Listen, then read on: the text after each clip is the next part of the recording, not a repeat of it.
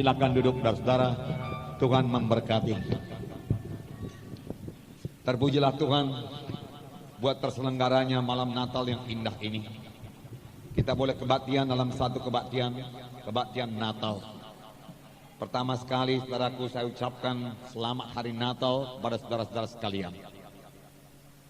Tuhan memberkati saudara-saudara sekalian. Namun pada malam ini saudaraku, kita bukan hanya sekedar memperingati saja kebaktian Natal sebagaimana yang biasa dilaksanakan oleh berbagai gereja pada bulan-bulan Desember. Bukan hanya sekedar memperingati, bukan hanya sekedar keramaian, bukan hanya sekedar berkumpul-kumpul saja, tetapi saya mau dan kita semua sudah berdoa supaya malam ini semua kita yang berhimpun pada tempat ini mengalami berkat Natal, mengalami kuasa Tuhan, mengalami berkat Tuhan yang memang sudah lama disediakannya bagi saudara masing-masing. Oleh sebab itu saudaraku, pada malam ini bukalah hati saudara. Firman Tuhan yang berkata, Yohanes 3:16, karena demikian Allah mengasihi saudara-saudara sehingga dikaruniakannya anaknya yang tunggal itu, supaya barang siapa yang percaya kepadanya, supaya saudara-saudara yang percaya kepadanya tidak binasa, melainkan beroleh hidup yang kekal. Tidak binasa, tidak masuk neraka, tidak dihukum, tetapi beroleh hidup yang kekal. Kekal artinya selama-lamanya dalam sorga yang kekal. Untuk itulah Tuhan Yesus datang ke dunia ini, supaya kita yang seharusnya masuk dalam hukuman yang kekal tidak jadi masuk hukuman yang kekal, karena Tuhan Yesus menebus kita dari dosa-dosa kita dan memberikan kepada kita satu hidup yang baru, hidup yang kekal. Itu sebabnya ini disebut berita Injil, berita yang baik. Kita yang seharusnya dihukum tidak jadi dihukum, karena Tuhan Yesus sudah dihukum ganti kita. Itu sebabnya malaikat berkata, waktu dia memberitakan berita Natal yang pertama, apakah kata malaikat itu?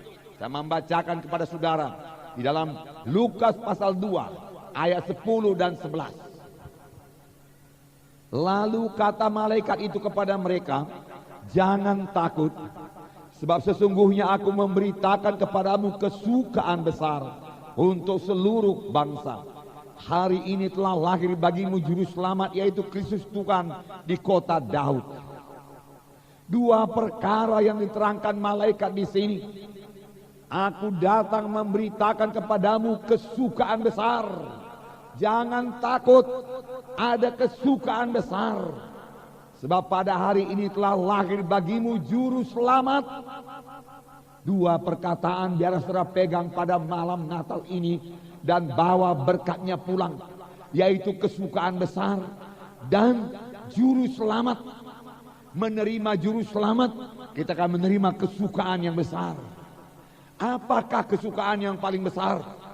Saya percaya kesukaan yang paling besar yaitu apabila seseorang yang seharusnya dihukum mati tidak jadi dihukum mati, dia dibebaskan dan boleh pulang ke rumah bersama-sama dengan keluarganya. Dia mendapat pengampunan, dia mendapat amnesti. Kata orang dunia ini, seharusnya dia dihukum mati, tetapi tidak jadi dihukum mati, tapi bebas. Itulah dia kesukaan yang paling besar. Inilah berita Injil saudaraku, yaitu kesukaan besar. Karena kita, karena semua manusia ini, saya dan saudara adalah orang yang berdosa. Firman Tuhan berkata, karena sekaliannya telah berbuat dosa. Sekaliannya telah berbuat dosa. Semua telah berbuat dosa. Tidak ada manusia yang tidak berbuat dosa. Semua sudah berbuat dosa. Dan firman Tuhan juga berkata, Roma 6 ayat 23, upah dosa, akibat dosa yaitu maut. Akibat dosa yaitu maut. Maut maksudnya saudaraku bukan lenyap demikian, bukan mati kemudian habis, bukan. Maut maksudnya hukuman yang kekal. Sesudah mati datang hukuman yang kekal. Kalau dikatakan hukumannya kekal, tidak 100 tahun, tidak 1000 tahun, tetapi selama-lamanya. Tetapi Yesus datang untuk membebaskan kita. Amin saudara. Itu sebabnya kita bersuka cita pada malam Natal ini. Dan biarlah pada malam Natal ini, jangan seorang pun di antara saudara pulang dengan dosa. Tapi biarlah semua kita yang berhimpun pada malam Natal ini, masing-masing nanti kita pulang bersama-sama dengan Yesus. Amin. Sebab bukan kebetulan terhadir pada tempat ini. Yesus mengasihi saudara. Dia tidak suka saudara dihukum selama-lamanya. Oleh sebab itu malam ini saudara dengarkan berita Injil. Supaya saudara bebas dari dosa. Dan Yesus akan tinggal di dalam hati saudara. Dan Yesus akan mengubahkan seluruh hidup saudara. Dan saudara akan menjadi satu kejadian yang baru, saudaraku. Saudara beroleh hidup yang kekal. Inilah berita Injil. Inilah inti daripada Natal, saudaraku. Itu sebabnya, saudara, dikatakan malaikat tadi satu kesukaan yang besar. Dengan Yesus dalam hati saudara, maka saudara tidak masuk dalam hukuman, tapi beroleh hidup yang kekal. Satu kesukaan yang besar. Saudara, tapi setan tidak suka kalau saudara bebas dari dosa. Setan tidak suka kalau saudara ke sorga. Dia suka kalau manusia ini ke neraka. Karena setan juga nanti tempatnya di neraka selama-lamanya. Oleh sebab itu dia mau bawa sebanyak-banyaknya manusia ini ke neraka. Dia tidak suka manusia ini bebas dari dosa. Itu sebabnya setan mau kebaktian Natal maunya tradisi saja, biasa-biasa saja. Begitu datang kebaktian Natal, begitu juga pulang. Tidak ada dosa yang dilepaskan. Setan paling suka kalau kita salam selamat hari Natal, selamat hari Natal. Tuhan memberkati, Tuhan memberkati. Tapi dosa masih di dalam. Padahal Yesus datang untuk mengangkat dosa itu. Tuhan Yesus datang untuk menyucikan kita dari segala dosa. Tapi setan tidak suka hal tersebut. Setan mau manusia tetap dalam dosa.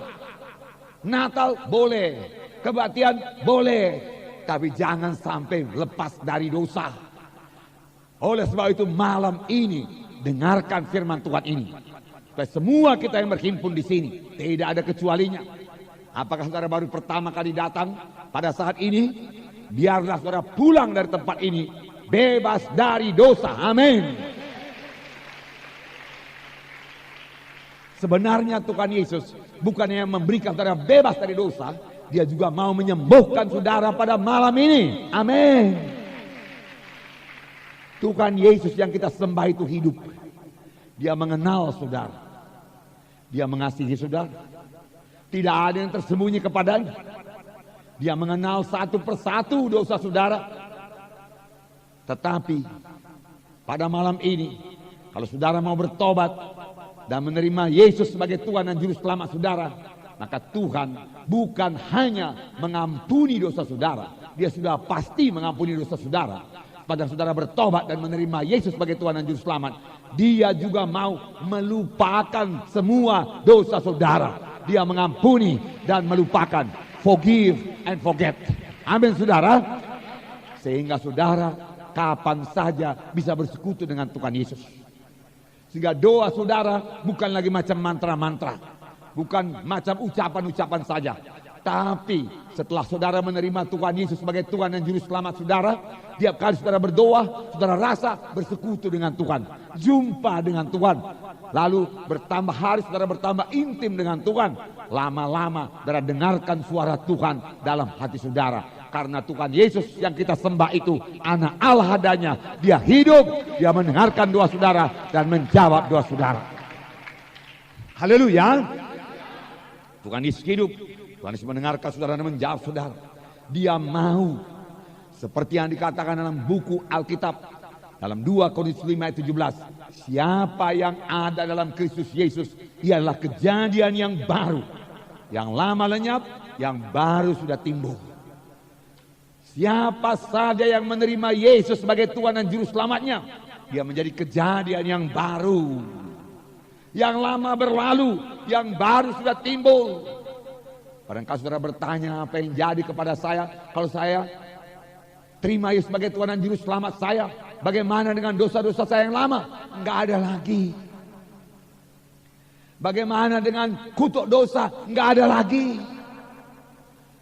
Bagaimana dulu dengan saya yang telah menerima ilmu-ilmu gelap dan lain sebagainya? Semua dilepaskan Tuhan, dibebaskan Tuhan. Saudara menjadi satu kejadian yang baru seperti bayi yang baru lahir. Itu sebabnya firman Tuhan berkata, saudara lahir baru menjadi anak-anak Allah. Amin. Menjadi anak-anak Allah. Amin. Kalau sudah menjadi anak-anak Allah, yang berarti saudara sudah menerima Yesus sebagai Tuhan dan Juru Selamat saudara, saudara menjadi anak-anak Allah. Maka kalau saudara berdoa kepada Tuhan Yesus, saudara berdoa sebagai anak kepada Bapa. Enggak usah takut. Sebagai anak kepada Bapa, intim dengan Bapa. Dan dengan demikian, ya, Tuhan menjadi Bapa saudara. Dan saudara tidak perlu takut lagi hidup dalam dunia ini. Karena Tuhan yang Maha Kuasa, yang menciptakan langit dan bumi, telah menjadi Bapa saudara. Dia berkuasa melindungi saudara. Dia berkuasa memberkati saudara. Bahkan dia sudah berkuasa membawa saudara ke sorga. Apalagi dalam dunia ini, yang hanya 60, 70, 100 tahun. Pun dalam waktu 100 tahun, ataupun kurang sedikit. Mudah-mudahan kita semua umur panjang. Di dalam waktu itu dia akan sangat memberkati saudara. Dia akan mengubahkan seluruh hidup saudara. Amin. Amin. Saudara mendengar kesaksian-kesaksian tadi. Beberapa anak-anak Tuhan tadi bersaksi di sini, saudaraku. Entahkah itu bahasa Mandarin, Hokkien, saya kurang mengerti. Dua-dua saya nggak tahu, saudaraku. Ya. Saya hanya tahu, saudaraku, bahasa Indonesia, bahasa Karo, saudaraku. Nah, saudara lihat perubahan ajaib terjadi kepada mereka. Bagaimana mereka berdoa kepada Tuhan, percaya kepada Tuhan Yesus, lalu Tuhan Yesus menyembuhkan mereka. Saudara mendengar tadi kesaksian Bapak Supratman, bagaimana Tuhan menyembuhkan daripada penyakit diabetes. Saudara mendengar kesaksian Nyonya Supratman tadi, bagaimana anaknya saudaraku patah, kemudian dia minta doa kepada kami melalui telepon dari Jakarta, dan kami berdoa dan Tuhan menyembuhkan. Saudara, Tuhan Yesus hidup, amin. Tuhan Yesus tidak berubah, amin. Tuhan Yesus cinta kepada saudara. Tuhan Yesus mendengarkan doa saudara, dia menjawab doa saudara. Mujizatnya masih berlangsung, amin. Kuasanya tidak berubah, amin. Dia masih menyembuhkan, amin. Dia masih mengampuni, amin. Dia masih mendengarkan doa saudara, dan dia menjawab doa saudara, amin. Haleluya.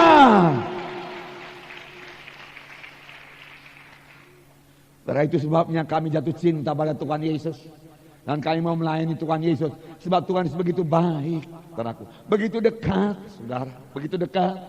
Dia tidak jauh. Dia dekat. Saudara berkata dia di sorga, betul dia di sorga. Tetapi saudara boleh sampai kepadanya melalui satu doa saja. Dengan sungguh-sungguh saudara berdoa dan panggil namanya, dan dia mendengarkan saudara. Karena dia sudah mengenal saudara.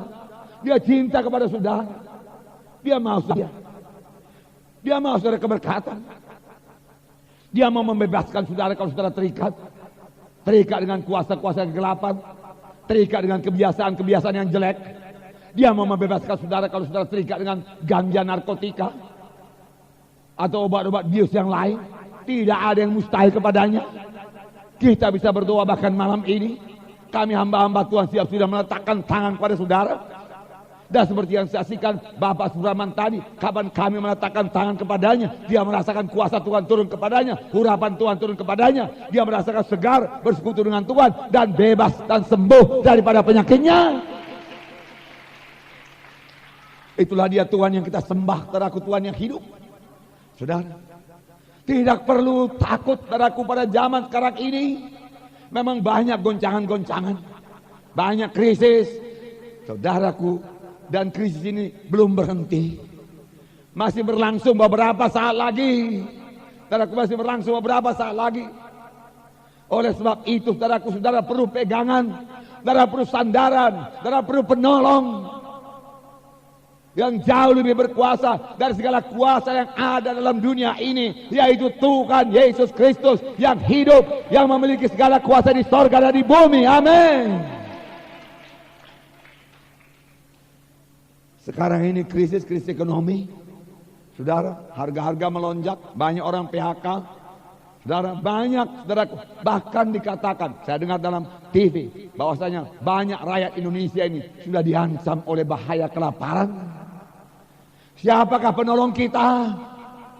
Tuhan Yesus, amin. Haleluya.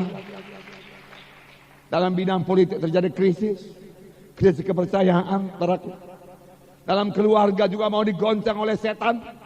Banyak keluarga dalam ketegangan sekarang. Banyak keluarga diambang-ambang pintu perceraian. Mau bercerai, ada yang sudah bercerai. Itu semua pekerjaan setan, saudaraku. Saudara, anak-anak muda banyak kecanduan obat bius, narkotika. Sekarang berbagai-bagai obat-obat bius terdapat di luar sana, ekstasi, LSD, putau, dan lain sebagainya. Itu semua alat-alat setan mau menghancurkan muda-mudi. Krisis dalam bidang moral, saudara. Dosa sudah dianggap tidak dosa lagi. Banyak dosa-dosa percabulan di luar, perzinahan, homoseks, lesbian, saudara, dan lain sebagainya. Semua itulah pekerjaan setan untuk menghancurkan manusia ini. Tetapi saya ada berita baik bagi saudara. Tuhan Yesus mau melindungi saudara terhadap hal tersebut di atas semua. Bahkan dia mau membebaskan saudara kalau saudara sudah sempat terikat atau terlibat di dalamnya. Yesus pembebas, Yesus pelepas. Amin. Lebih daripada itu, firman Tuhan berkata, Tuhan Yesus berkata, Roh Kudus ada padaku, sebab Dia mengurapi aku untuk memberitakan kabar baik kepada orang-orang miskin. Ada kabar baik pada orang-orang miskin. Tidak perlu miskin terus, tidak perlu kelaparan. Tuhan siap sedia menolong saudara. Bagaimana disaksikan hamba Tuhan dari Singapura tadi, Kenny Theo. Bagaimana dia lahir dalam keluarga yang miskin. Banyak bersaudara 12 orang. Tetapi nyatanya Tuhan memberkati 12 orang saudaranya ini. Hingga sekarang semua keberkatan. Semua hidupnya keberkatan. Karena mereka hidup di dalam Tuhan Yesus. Dan dia tadi berkata, Tuhan Yesus yang mendengarkan doa ibu saya. Dan Tuhan Yesus juga akan mendengarkan doa kita semua. Dan memberkati kita semua. Amin. Memberkati kita semua. Nah saudara, belum lagi lah pekerjaan-pekerjaan dukun di luar sana yang menyesatkan kita. Pengajaran-pengajaran sesat dan lain sebagainya. Dan kita, saudaraku, pada akhir-akhir ini, saudaraku, banyak sekali orang berbicara mengenai akhir zaman. Memang akhir zaman sudah tiba. Apakah yang dimaksud dengan akhir zaman? Kalau menurut Alkitab, saudaraku, itu berarti Tuhan Yesus akan datang segera. Tuhan Yesus akan datang kedua kali. Apa yang terjadi waktu itu? Pada waktu Tuhan Yesus datang kedua kali, sebelum dia menjejakkan kaki ke bumi ini, dia masih di awang-awang. Maka semua orang yang percaya kepadanya akan terangkat naik bertemu Tuhan di awang-awang. Bebas daripada kesusahan. Kemudian naik ke sorga bersama-sama dengan Yesus 7 tahun lamanya. Kemudian turun lagi ke dunia ini untuk memerintah selama-lamanya di bumi ini. Amin. Luar biasa. Luar biasa saudaraku. Tetapi sebelum waktu itu saudaraku banyak goncangan. Firman Tuhan berkata, pada akhir zaman akan terjadi satu masa yang sukar. Dalam 1 Petrus 4 ayat 7 dikatakan, pada kesudahan segala sesuatu sudah dekat. Itu tertulis dalam buku 1 Petrus pasal 4 ayat 7. Biar saya bacakan pada saudara. 1 Petrus pasal 4 ayat 7. Saya membacakan kepada saudara. Kesudahan segala sesuatu sudah dekat. Karena itu kuasailah dirimu dan jadilah tenang. Supaya kamu dapat berdoa. Supaya kamu dapat berdoa. Kesudahan segala sesuatu sudah dekat. Banyak goncangan, banyak krisis, banyak berita-berita yang menakutkan. Tapi sebagai anak-anak Tuhan tidak perlu takut.